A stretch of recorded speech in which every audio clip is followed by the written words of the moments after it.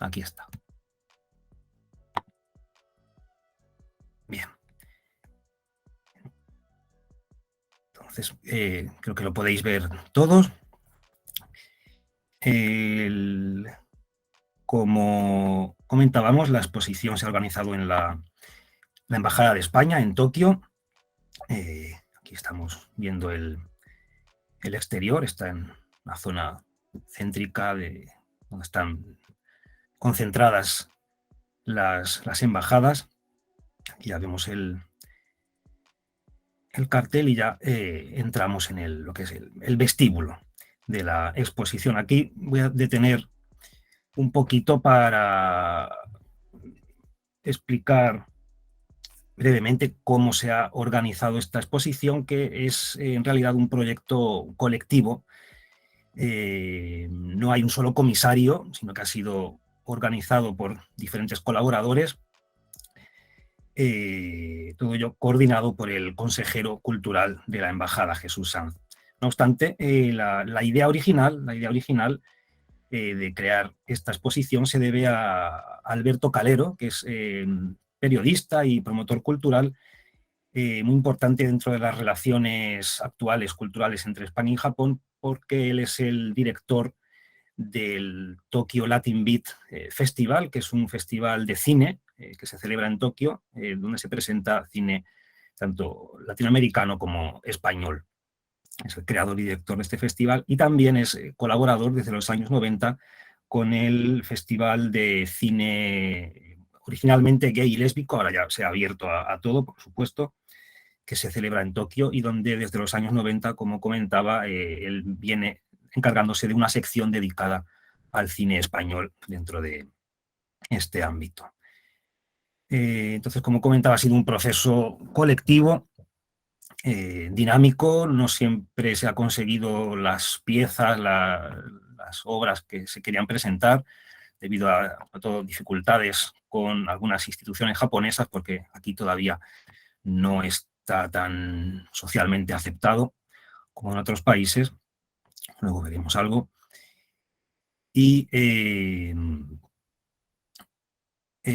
pero en todo caso, el resultado, como veréis, creo que ha sido muy bueno. El cartel, dentro de ese sentido de relación, colaboración entre el ámbito español y japonés, está realizado por una maestra calígrafa japonesa con los kanjis de España, que es este de aquí de la izquierda, luego el kanji de arcoiris, que es este que está aquí en el centro, y se une con el kanji que representa Japón, que es este que está aquí a la derecha. Porque si bien la idea original de la exposición, según la idea de Alberto Calero, era mostrar la historia de la cultura LGBT, voy a simplificar para no LGBTQ+, voy a reducir para agilizar el discurso en LGBT. Si bien la idea original era mostrar el desarrollo de la moderna cultura LGBT en España, a esta idea original el consejero añadió, el consejero cultural de la Embajada, Jesús Sanz, añadió la idea de mostrar en paralelo también la situación japonesa, para establecer un diálogo, ya que siempre dentro de las actividades culturales de la Embajada se busca este diálogo, esta colaboración con el ámbito cultural japonés. De ahí tanto el logotipo de la exposición como bueno, el tono general de la misma.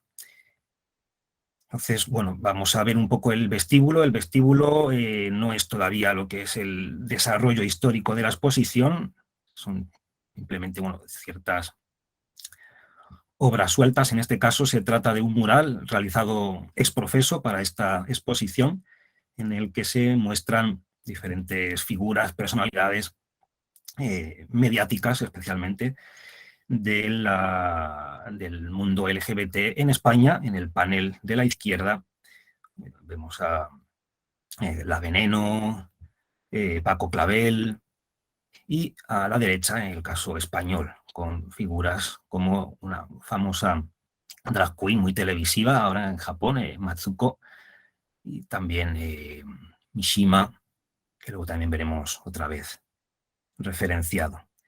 Aquí tenemos las pelucas que crea una famosa artista drag queen japonesa, Vivian Sato, para la cual las pelucas que ella crea y que también organiza talleres para enseñar la técnica con la que crea estas pelucas. Para ella las pelucas son una forma de expresión personal, de afirmación de la identidad.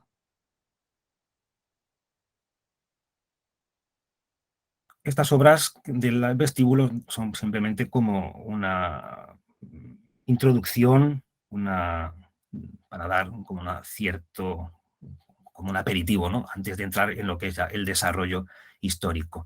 En este caso se trata de un fotógrafo de moda de Singapur, pero afincado en Tokio, que en muchas de sus obras para revistas de moda, pues juega con la temática LGBT. En este caso, el contraste entre la pose agresivamente masculina, viril de los modelos, con esa apariencia de yakuza, de mafiosos japoneses, con las gabardinas haciendo de kimonos abiertos, pero el contraste con las pelucas de geisha. Como veremos, esta subversión, esta ambigüedad, este contraste entre lo masculino y lo femenino, esta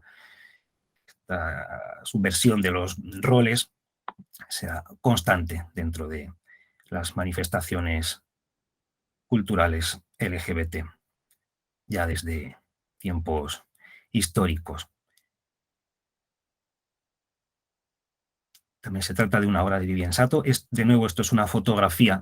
Disculpad cómo a veces la cámara tiembla, no es un vídeo profesional, lo he hecho yo con mi celular, por eso la calidad del vídeo no es la deseable, pero bueno, como testimonio aquí queda. Es también una foto de Leslie Key, este fotógrafo de Singapur de moda, de nuevo jugando con la estética de las drag queens. Y aquí tenemos un artista ilustrador, Hideki Ko. Es importante por su labor de portadista en la primera revista gay que se publicó en Japón desde el año 71, una revista pionera que cumplió una labor fundamental, como veremos, en la visibilización y en la creación de un colectivo. Y ya entramos en el espacio expositivo, ya propiamente dicho, en la exposición. Esta sala de exposiciones de la Embajada de España es un espacio único dentro de las embajadas de Japón porque es muy grande, prácticamente tiene un carácter museístico, es un espacio amplio, luminoso, y aquí se lleva a cabo una interesante programación de exposiciones continuamente.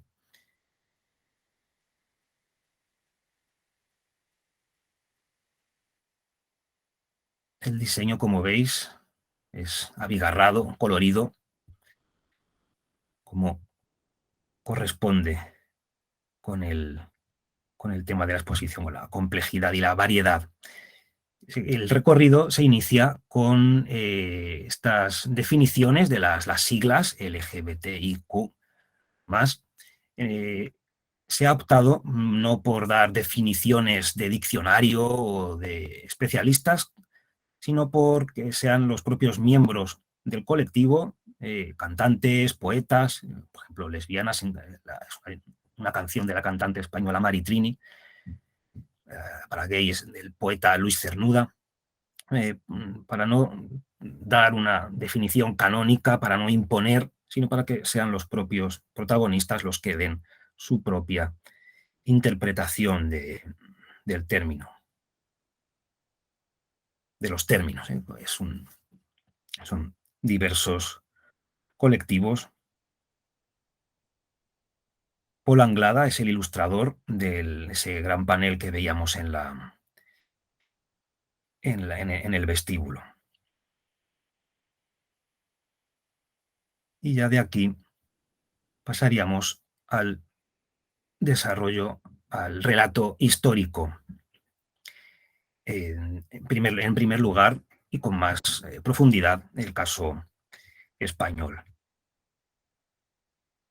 Comienza con el caso de Miguel de Molina, cantante de copla, canción española de la época de la República, enormemente exitoso, jugaba continuamente con la ambigüedad sexual, reconocía públicamente su homosexualidad, cuando le gritaban a veces en los espectáculos, alguien en el público le gritaba mariquita, él contestaba no, mariquita no, maricón, que suena a catedral. Este carácter de orgullo le valió represalias y persecución ya en la posguerra, también debido a su apoyo a la República durante la guerra. Finalmente fue víctima de una brutal paliza y tuvo que exiliarse y se exilió a Argentina. Se exilió a Argentina, donde continuó su carrera. Y como veremos también tuvo una repercusión artística en Argentina. A pesar de su exilio, su memoria quedó, como veremos. Y luego tenemos que es la gran figura histórica, el gran emblema del intelectual, poeta homosexual represaliado, que es Federico García Lorca. Aquí se recuerda su amistad, bueno, su relación sentimental con Dalí, relación tormentosa, que no terminó bien, pero que dio mucho juego artístico a los dos. Y como comentaba, la figura de Lorca se ha convertido en un símbolo, sobre todo, por desgracia, a raíz de su brutal asesinato por parte de los fascistas, que lo ejecutaron tanto por su condición de homosexual como, por supuesto, también por su apoyo a la República. La presencia de los homosexuales en la cultura española no se limita al ámbito de la literatura o de la poesía, ni mucho menos, sino que es también muy importante el ámbito del espectáculo, de la música, porque es de hecho en el ámbito del espectáculo donde las identidades sexuales, las orientaciones, identidades sexuales no heteronormativas, no heteropatriarcales, podían manifestarse con mayor libertad. De hecho, tanto Lorca como Luis Cernuda nunca pudieron expresar directamente, sobre todo Lorca, a pesar de sus sonetos del amor oscuro, que no llegó a publicar en vida. Sin embargo, en el ámbito del espectáculo, de la música, en lo que en aquella época se llamaban los transformistas, que luego se conocieron como travestis y ahora entraría dentro del ámbito del drag queen, es en este mundo del espectáculo de los transformistas que tuvo un enorme éxito en España durante los años 10, 20, 30, incluso durante la dictadura de Primo de Rivera, se toleraba y contaba con estrellas de fama nacional, como era Edmond de Bries. También la literatura erótica, sobre todo las novelas enormemente populares de Álvaro Retana, con muchas de sus novelas con referencias, con argumentos homosexuales, se publicaban en la época, durante la dictadura de Primo de Rivera, con más dificultades. También fue multado en múltiples ocasiones, con más libertad, por supuesto, durante la época de la República. Todo esto formaría parte de esta prehistoria de las manifestaciones culturales LGBT. Esta relativa libertad, más amplia durante la República, por supuesto, termina con el franquismo, con la victoria de Franco en la Guerra Civil y la política de represión Si bien durante las constituciones liberales del siglo XIX no se reconocía, no existía el delito de homosexualidad, era simplemente un tema que no estaba tipificado, durante la dictadura de Primo de Rivera se multaba, con la República no, y sin embargo ya con la dictadura de Franco se perseguía y estaba penado con la prisión. Primero con la ley de vagos y maleantes, la ley de vagos y maleantes de los años 50, y luego en los años 70 con la ley de peligrosidad social y rehabilitación, que contemplaba penas de prisión en el caso de los años 70 con la ley de peligrosidad social y rehabilitación, con la intención de rehabilitar, con tratamientos absolutamente brutales y demenciales con los que se pretendía curar. A raíz de la muerte de Franco, en el año 75, comienza a desarrollarse un fuerte activismo político para terminar con estas leyes que aún se mantenían, porque aunque Franco hubiera muerto, las leyes seguían vigentes.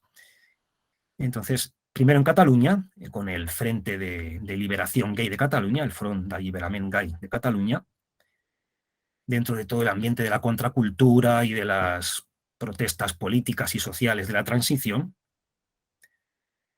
Por ejemplo, se ve relación con la contracultura de la época con esta chapa, este emblema de maricón, sí, gracias. Es una reinterpretación de un lema antinuclear, que es nuclear, no gracias. En este caso están jugando con este sentido lúdico, esta adaptación, para manifestar ese orgullo y la exigencia de terminar con estas leyes denigrantes que perseguían a la comunidad. No obstante, durante el franquismo, a pesar de esta represión, de nuevo es el mundo del espectáculo el que da ciertos resquicios donde expresar, manifestar estas identidades no heteronormativas. Un referente fundamental dentro de esta criptocultura gay LGBT fueron las folclóricas, las cantantes de copla, de canción española folclóricas, Rocío Jurado, Lola Flores, Sara Montiel, que con su actitud escandalosa, irreverente, en cierta medida también opuesta al heteropatriarcado, se convirtieron en un modelo y para gran parte del público gay de la época. Como veremos, también fueron un modelo para los espectáculos musicales de cantantes de copla y travestis que luego ya se desarrollarán más en el final del franquismo. El mundo de la música, del espectáculo durante el franquismo. Aquí tenemos también al el argentino Alfredo Alaria, que comenzó en la compañía de Miguel de Molina, en Argentina, cuando ya estaba en Argentina Miguel de Molina, este bailarín y coreógrafo, que también trabajó y tuvo éxito en París. Luego vino a España en los años 60 y aquí protagonizó una película diferente, de año 62, de temática y estética abiertamente gay, homosexual, que sin embargo, increíblemente, logró pasar las tijeras de la censura. Una película musical que es enormemente interesante por la manera en la que manifiesta, casi sin tapujos, esta sensibilidad gay, Alfredo Alaria. Luego también fue represaliado, fue expulsado de España ya en los años 70, pero realizó esta película enormemente valiente, mucho antes de Almodóvar. Esta película es quizás la primera película gay española del año 1962, diferente. Y el mundo de la copla, de la canción española, como vemos con estos cantantes que siguen la estela de Miguel de Molina dentro de ese juego de ambigüedad sexual, esa apropiación de los tópicos españoles tan queridos por el franquismo como el torero, el folclore flamenco, el folclore andaluz, se reapropia y se le da un sentido de subversión, no todavía explícitamente política, ni mucho menos, pero desde luego subvierte los valores heteropatriarcales de la época. Muchos de ellos continuarán su carrera ya con más libertad durante la época de la transición. En el exilio tenemos a Gregorio Prieto, como sabéis, un gran número de intelectuales, artistas españoles tuvieron que exiliarse a muchos a América, a Argentina, México. En el caso de Gregorio Prieto, él se exilió a Inglaterra, poeta, dibujante, pintor y fotógrafo vinculado con la generación del 27 y que combinó de forma muy moderna la sensibilidad gay con las vanguardias artísticas de la época como el surrealismo, el purismo picasiano. Y de aquí pasaríamos a la época de la transición democrática, ya a la muerte de Franco, cuando este contexto de marginación y de persecución que veíamos con las leyes de peligrosidad social comienza a ser contestado gracias a activistas como Ocaña, es performer, actor de teatro, que se convirtió en un símbolo de las manifestaciones de orgullo gay en Barcelona durante los años de la transición. Fue detenido en múltiples ocasiones porque la transición, todos los cambios políticos que se lograron, se debieron básicamente a todo este activismo político, manifestaciones contestadas con brutalidad por la policía, ya que, como comentaba Franco, había muerto, pero la policía, la judicatura, los jueces seguían siendo los mismos, las leyes seguían siendo las mismas. Por eso fue necesario todo un movimiento de asociaciones, activismo, manifestaciones enfrentadas a la represión policial y judicial. Primero en Cataluña, a partir de ahí ya se extendió por toda España. Aquí vemos imágenes de todo este movimiento, también feministas, porque no solamente este asunto de las leyes que penaban, que convertían en delito la homosexualidad, sino también temas como el aborto, el divorcio, todo se consiguió a través de esta lucha. El cine también ya comienza a tratar con más libertad estos temas, pero durante la transición todavía vemos, por ejemplo, películas como La ingenua, la lesbiana y el travesti, Colegialas lesbianas, El placer de pervertir, es decir, todavía con un evidente tono de morbo, de explotación, de un tratamiento desde una mirada heteronormativa, de morbo, de ridiculización. No obstante, también ya comienzan a hacerse películas con un espíritu serio, con un espíritu incluso de recuperación histórica de ese ambiente de los transformistas de la época de Primo de Rivera, como esta película, Flor de Otoño. También la película Cambio de Sexo, que trata la realidad de los transexuales ya con seriedad. Pero no obstante, todavía el contraste con estas películas más de explotación, del morbo, el humor zafio, el erotismo dirigido a un público heterosexual.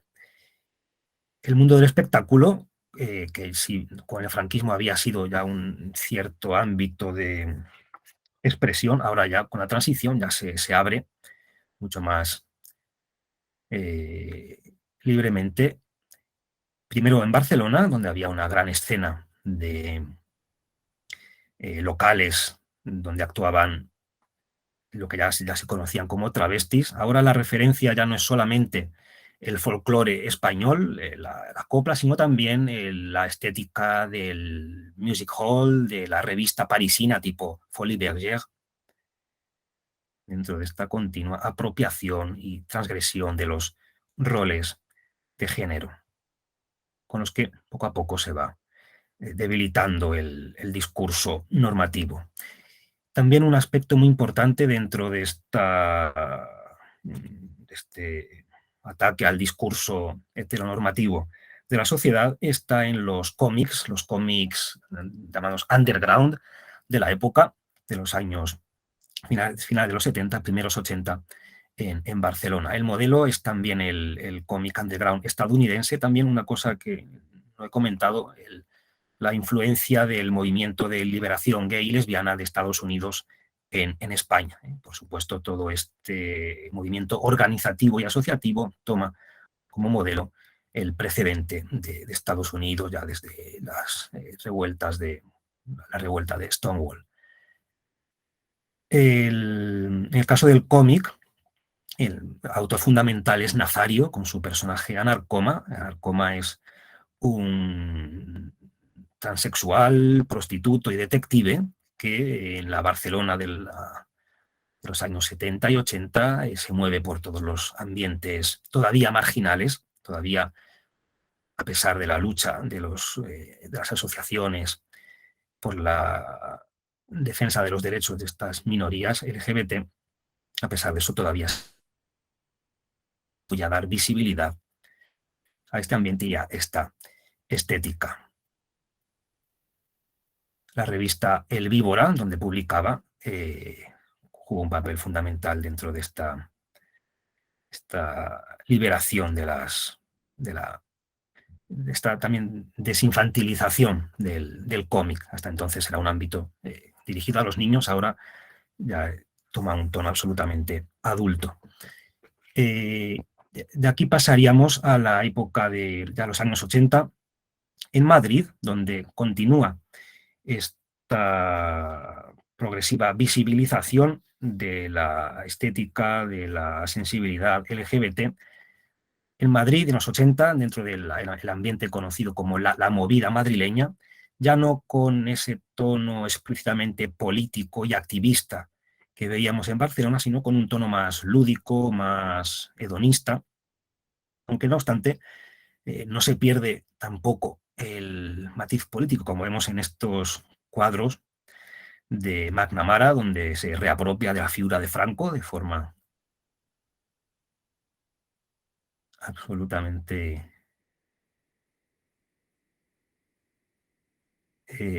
subversiva. También aquí tenemos a la viuda de Franco, Carmen Polo, otro cuadro de una pareja de artistas gay, las Costus. También aquí tenemos a Tino Casal, un cantante pop de la época, también abiertamente homosexual, con una bandera roja frente al Valle de los Caídos. Es decir, a pesar del tono más lúdico, menos político, menos activista del Madrid de los 80, no obstante, también encontramos este tipo de obras. El mundo de la moda y la fotografía también ahora ya se abre más a al ambiente, sobre todo en esta época gay. Como estamos viendo en esta época y hasta los años 90, el colectivo que más visibilidad alcanza es el gay. Las lesbianas, debido al heteropatriarcado, incluso a este nivel todavía no consiguen tanta visibilidad. Y cuando lo hacen es en películas, como veíamos antes, con una mirada decididamente eh, heteropatriarcal y jugando con el morbo. Aquí tenemos Almodóvar, por supuesto. Su cine es el que, sin duda, el que más visibilidad da a al colectivo LGBT. Aquí vemos como él mismo, aquí está, es un retrato de Almodóvar por el fotógrafo Pablo Pérez Mínguez, como de nuevo se juega con esta apropiación de los tópicos del español, el torero, el macho torero, el traje de luces con la peineta de la cantante de copla,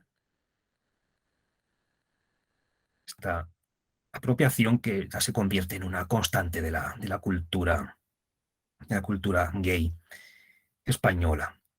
La música, también en esta época, Almodóvar era cantante y también escritor y guionista de cómics, no solamente director de cine.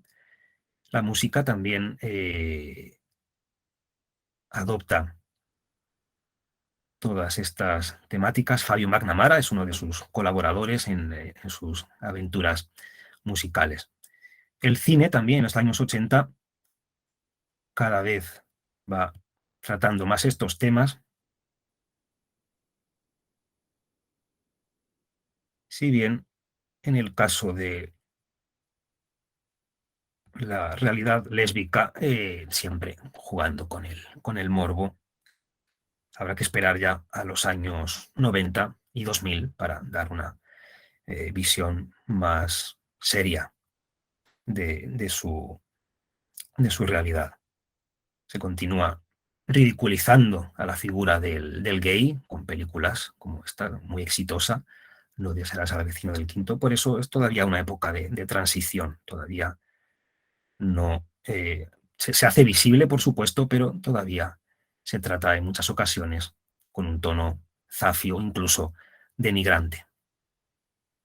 La música ya no será solamente la copla, la canción española, la que dé cabida a esto, sino también el pop, el rock, el punk, con grupos como Alaska y Dinarama, Tino Casal, Mecano, que realiza quizá la primera canción de temática lésbica en el pop español, Mujer contra Mujer,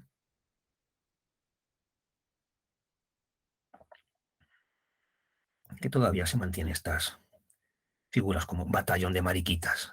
Todavía no se ha logrado esa aceptación. Miguel Bosé, por supuesto, siempre jugando con la ambigüedad, también de nuevo con la imagen del torero, ya es un tópico, que consiguió la proeza de convertirse tanto en un ídolo de las quinceañeras como del público gay. Esta es una revista gay de la Gay Party, la primera revista gay comercial que se podía comprar en los kioscos en España, Party, donde fue portada en numerosas ocasiones Miguel Bosé. Era portada tanto en las revistas para quinceañeras como como en Party. En los 80, en Madrid, también tiene mucho tirón popular el mundo de los travestis, los espectáculos de travestis. De nuevo, como veíamos como en Barcelona, esa estética del music hall parisino, de la revista parisina, comienzan ya también a publicarse canciones abiertamente homosexuales, como Libérate, que veíamos antes, y pasamos ya al ámbito japonés. El ámbito japonés de los años 70, en cierta medida, es muy diferente al español, porque en Japón la homosexualidad nunca había sido delito, no estaba de ninguna manera penalizado, tipificado, estaba marginalizado, eso sí, no era socialmente aceptado. Había locales, ambientes, pero era algo oculto. En los años 70, a partir de toda la revolución cultural del 68 al 69 y también por influencia de los movimientos estadounidenses, se da más visibilidad, primero con esta película, Para no Soretsu, desfile funeral de rosas, que describe el ambiente de los bares gays y de travestis en Tokio, en Shinjuku. Y en 1971 se publica la primera revista comercial gay, que es esta, Barazoku, o sea, como la familia de la rosa, que jugó un importante papel en la visibilización y la creación de un colectivo, porque hasta entonces no existía ni siquiera la conciencia de que existiera como colectivo. Estaba totalmente atomizado el colectivo gay en este caso. Debido a que no estaba perseguido por las leyes, no se desarrolló todavía en los 70 un movimiento de protestas políticas, de exigir leyes de protección, de leyes contra la marginación, que sí existía, contra la discriminación, por supuesto, ni siquiera tampoco sobre el matrimonio. Para eso habrá que esperar ya a los 90, a raíz de la epidemia del SIDA. El SIDA será el catalizador que despierte la conciencia del colectivo gay en Japón. Y en este sentido, es muy importante la figura del artista Teiji Furuhashi, tenemos aquí, y su grupo de arte multimedia, de música, danza, llamado Damn Type, que en el año 94 creó una performance en la que denunciaba la situación de abandono que sufría no solo la comunidad gay, sino también otros colectivos marginados como los trabajadores del sexo, los extranjeros, a raíz de la epidemia del SIDA en Japón. También él mismo, Teiji Furuhashi, también era drag queen y fue el creador de la primera velada drag en Kioto, que aún se mantiene desde los años 90 y aún sigue realizándose mensualmente. La primera revista lésbica se publicó ya en los años 90. La visibilidad del colectivo lésbico siempre viene más tarde. Y el primer desfile del orgullo LGBT se celebra en el año 94, debido también a uno de los directores de otra revista, mucho más política, de la época, gay, pero con un carácter mucho más activista y reivindicativo. Y todavía sigue celebrándose anualmente. Aquí tenemos fotografías de estos desfiles del orgullo gay, bueno, LGBT, perdón, que se celebran en Tokio.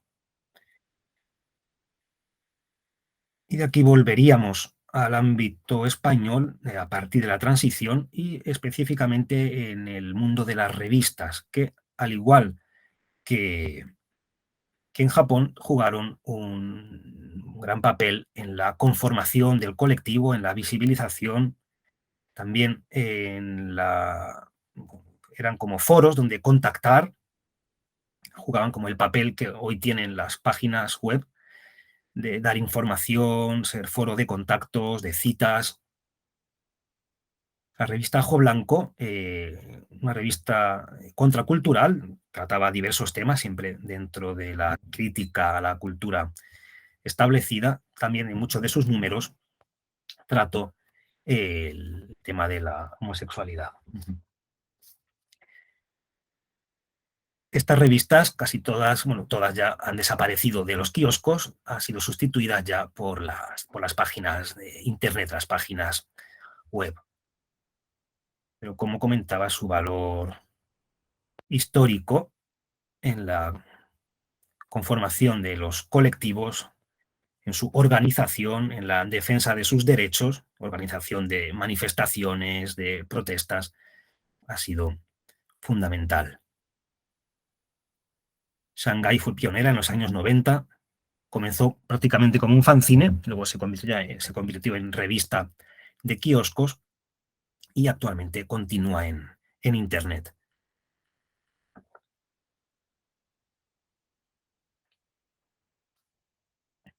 Voy a ir un poco más rápido porque ya me están avisando. Nos estamos pasando del tiempo. Aquí tenemos un vídeo de ese colectivo que veíamos antes, ese grupo multimedia Damn Type. Aquí son también fotos de este ilustrador de la revista Barazoku, que veíamos antes, la primera revista gay de Japón. La segunda revista, Adon, del año 74 ya, como os comentaba, mucho más activista en lo político, mucho más reivindicativa. Este es un cuadro que también se ha realizado a propósito para esta exposición por la artista colombiana Aca León, donde se rinde homenaje a Dalí, Lorca y el artista japonés actual, Morimura. Aquí se recogen fotografías del Europride y World Pride celebrados en Madrid en 2007 y 2017. Madrid, sobre todo gracias al barrio de Chueca, se ha convertido en todo un referente internacional dentro del ambiente LGBT.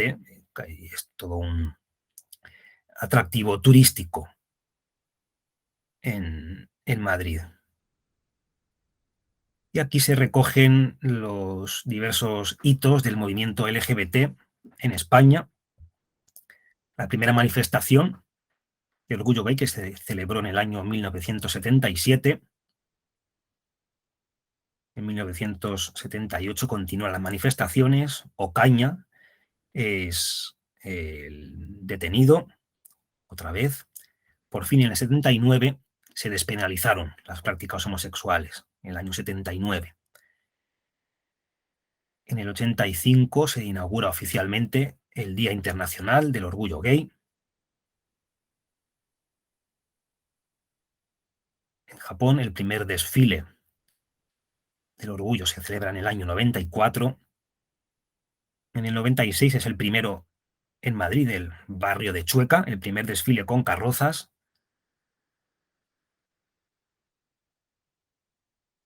Y un hito fundamental es la aprobación del matrimonio homosexual en 2005, con el gobierno del socialista Rodríguez Zapatero.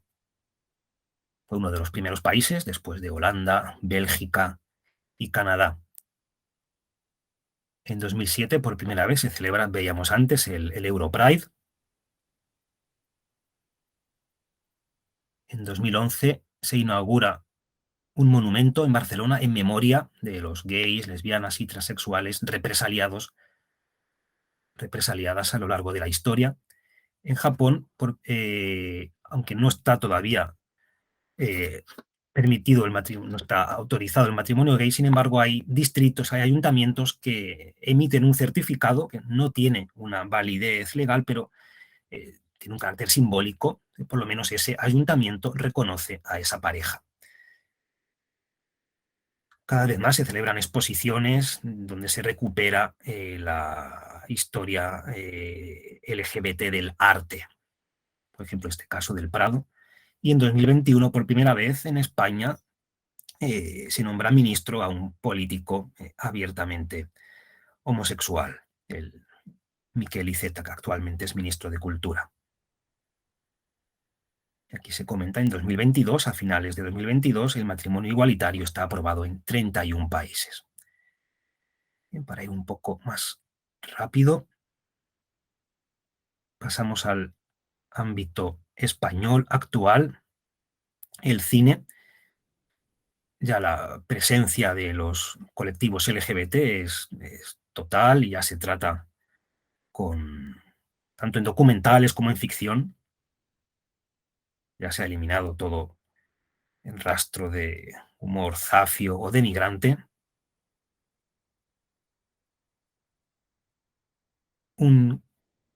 Aquí tenemos esa referencia a la participación española en el Festival de Cine LGBT de Tokio, gracias a Alberto Calero, también, que es el responsable de toda la parte española de esta exposición.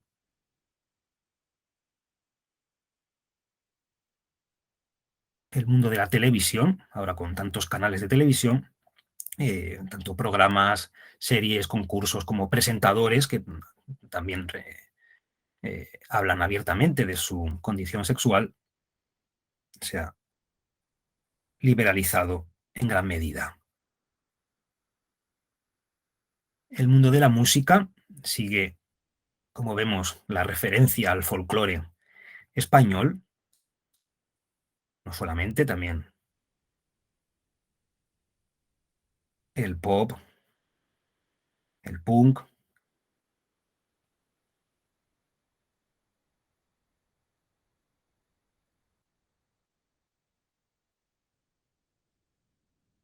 El mundo de las discotecas, las fiestas, ya no son esos lugares marginales que eran antes, esos lugares ocultos, invisibles, ahora ya con total libertad, son lugares donde se puede disfrutar del lado más lúdico de la cultura LGBT. En cuanto a las artes plásticas, en España es fundamentalmente la fotografía la que tanto en cuanto a los fotógrafos como a los temas que tratan los fotógrafos, la temática LGBT, de nuevo, la imagen del tópico español, es en la fotografía con carácter tanto documental como creativo. Aquí en este caso tenemos un homenaje a Federico García Lorca por el fotógrafo Ángel Gómez. El mundo de las publicaciones, la edición de libros, ya ha explotado completamente. Desde novela, biografía, ensayo, cómic, filosofía, sociología, también muy importante la labor de historiadores que están reconstruyendo toda la historia oculta del colectivo LGBT en España, especialmente en lo relativo a la época del franquismo. La moda, hemos visto en el vestíbulo alguna referencia, la moda es también un ámbito fundamental en el que la sensibilidad LGBT haya expresión. Diseñadores como Agatha Ruiz de la Prada,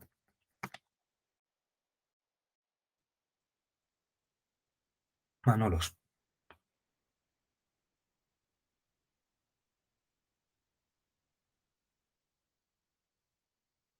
perdón, Palomos Paine, que manejan esas ideas del exceso, la ambigüedad y también mucho sentido del humor en estas obras de moda. Aquí un diseño para parejas de cualquier tipo de Agatha Ruiz de la Prada, un diseño de 2001 que los visitantes podían probarse si querían en la exposición. La exposición ya clausuró recientemente. Una bata kimono de un diseñador español.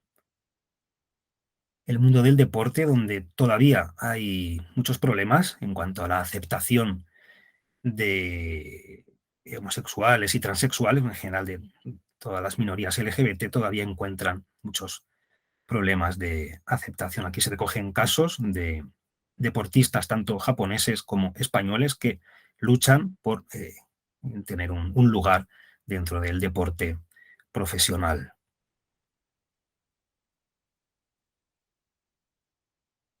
Un famoso poeta japonés, que en esta posición muestra un poema manuscrito suyo, donde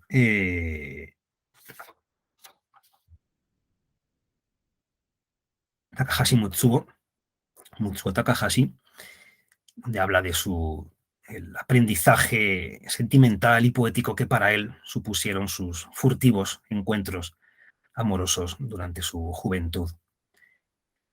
Dentro de el mundo audiovisual en Japón y el cómic también tiene ya una mayor visibilidad. Este es un cómic, Mi cuñado y yo. Bueno, es el marido de mi hermano, es el título en japonés, Oto Oto no Oto, el marido de mi hermano pequeño, donde con un tono muy familiar se presenta la relación entre un japonés heterosexual y su cuñado gay. Cómics, cine, series de televisión también dan cabida a la temática lésbica y también de figuras de transexuales. En este caso se trata de una película, el primer corto japonés, la primera película japonesa protagonizada por una mujer transexual y en cuyo guión han también colaborado transexuales hablando de su experiencia. Esta es también una obra realizada a propósito para esta exposición de Grey Zone, donde se rinde homenaje a la amistad entre Yukio Mishima y el diseñador Yoko Tadanori. Se trata de una performance grabada en vídeo con música, baile. Mishima es un personaje polémico, problemático dentro de este mundo porque si bien en algunos de sus libros él habla de la homosexualidad, de su homosexualidad, él nunca lo reconoció abiertamente. Además tiene también una imagen de ultraderechista, que también lo era. De hecho, es más un icono gay fuera de Japón que dentro de Japón.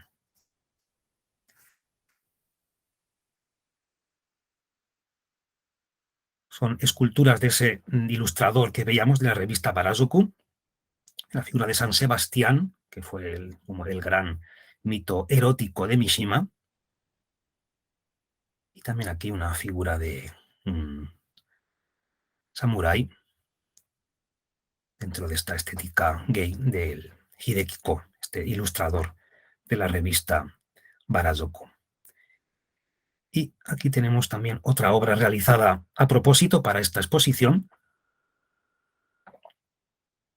una colaboración del monje budista Kodo Nishimura con una pareja de dibujantes españolas de cómic, donde habla de su intención de ayudar a la gente a expresar su sexualidad con libertad. Él sufrió mucho de niño por su homosexualidad. Cuando fue a Barcelona, a los 18 años, allí salió del armario en Barcelona. De hecho, por eso tiene una relación muy estrecha con el ámbito catalán y español. Es también maquillador. Y aquí pasaríamos al arte japonés contemporáneo dentro del ámbito LGBT, con artistas que recurren al activismo, como Akira da Hasler, con estos cuadros que son como carteles de manifestación, Takashi Otsuka, con estas imágenes un tanto ingenuas o naif de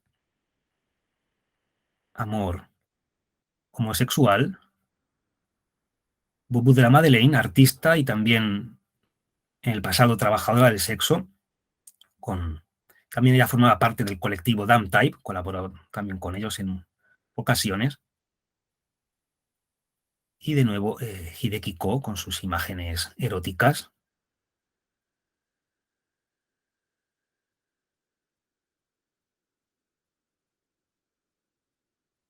Es también una obra de este Akira de Hasler, el de los tipo cartel de manifestación, de las figuras reman contra la corriente. Es la imagen del esfuerzo de tener que luchar contra un sistema que está en tu contra. También de Akira de Hasler tenemos esta escultura, el corazón y el libro, el sentimiento y la razón. Y por último, terminaríamos con esta obra también realizada con ocasión de esta exposición, donde un grupo de niños escenifican las diferentes etapas que van del nacimiento al despertar de la conciencia y a descubrir las múltiples posibilidades vitales que tenemos por delante, que no se pueden constreñir a ningún modelo binario. Y con esto ya terminaríamos y pido disculpas por haberme extendido mucho más de la media hora que había prometido inicialmente. Les voy a dejar de compartir. Sí, entonces con esto terminaríamos la visita virtual. A ver. Muchísimas gracias, Isaac. Ha sido excelente. ¿Aún se sigue compartiendo pantalla? No sé si... Sí, voy a terminar entonces un momento. Ahora ya está. Perfecto. Junko. Sí. ¿Querías mencionar algo, hacer un comentario? Pues, bueno, si alguien tiene pregunta o opinión o algo, estaríamos encantados. Yo tengo una pregunta para hacerte, Isaac. En Sí. cuanto a la recepción de la exhibición, ¿cómo ha Ujú, sido por parte del público, por parte de la prensa? ¿Ha ujú, recibido atención de la prensa? ¿Qué tal las otras instituciones que participan del circuito artístico, ujú. cultural japonés? Pues ha recibido atención por parte de la prensa, sobre todo de la prensa española, el público japonés también, sobre todo gracias a los contactos que se han establecido con artistas japoneses. Sin embargo, debido al horario de la embajada, que es un horario muy restringido, Mm, solamente se podía visitar entre semana y por las mañanas desde las 10, pero por las tardes cierra a las 5 de la tarde, 4 o 5 de la tarde. Entonces, es prácticamente imposible para muchas personas, sobre todo estudiantes, poder acudir a verla. Entonces, en ese sentido, no ha tenido quizás la difusión que se merecía, pero en todo caso ha estado abierta más de un mes y ha ido público. Yo a mis estudiantes les he mandado como tarea que fueran a visitarla y que escribiesen un comentario y sí, entonces sí, creo que bueno, algo habrá dejado. Sí. Otra pregunta que puedo hilar con esto sobre tus estudiantes, si desde el punto de vista académico en Japón, investigadores japoneses se están aproximando de ahora, tal vez más que antes, hacia los estudios vinculados a diversidad sexual, estudios de género, Yo creo que sí, se cada vez subieron a más. la ola. Eso quizá Junko sabe Sí, más, sí, ¿no? sí, Sí, sí. sí, claro, claro, cada vez más, Ujú, eso sí, y también la sociedad reconoce la importancia de ese tema. Ah, Oh, mira, buena pregunta. tenemos una pregunta o comentario. A ver si puedo leer. Hola, ajá. muchas. Así que quería preguntar de dónde nace la idea de unir estas dos culturas y países a través de la comunidad LGBTIQ. Pues fue una idea del consejero cultural de la embajada. Como comentaba, inicialmente la idea era solamente una exposición sobre la historia de la cultura LGBTQ en España. Eh, eh, Ante esa propuesta inicial, el consejero cultural, Jesús Sanz, tuvo la otra idea de relacionarlo con el ámbito japonés, comunicarlo, ya que una de las funciones de la Consejería Cultural de la Embajada es precisamente la búsqueda de lazos culturales, de establecer conexiones culturales entre España y Japón. Entonces, es una idea que surge así del consejero cultural Jesús Sanz, de la Embajada. Bien, ¿tenemos alguna otra pregunta? Pueden hablar, escribirnos por el chat, algún comentario.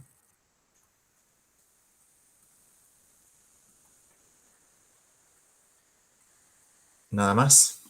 Bueno, parece que estuvo muy claro. Yo, sin duda, disfruté muchísimo de la presentación.